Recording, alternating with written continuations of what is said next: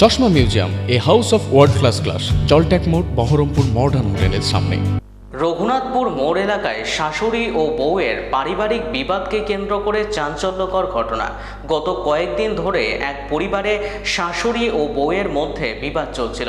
সেই পরিস্থিতির জেরে হঠাৎই ঘটনায় জড়িয়ে পড়েন পাশের বাড়ির যুবক কাবিল শেখ। অভিযোগ, প্রতিবেশী মোস্তফা শেখের পরিবারের বউকে লক্ষ্য করে আচমকায় বাড়িতে ঢুকে পড়েন কাবিল শেখ এবং তাকে সজোরে পেটে লাথি মারেন। এই ঘটনায় গুরুতর জখম হয় ওই মহিলা। সঙ্গে সঙ্গে এলাকায় চাঞ্চল্য ছড়িয়ে পড়ে।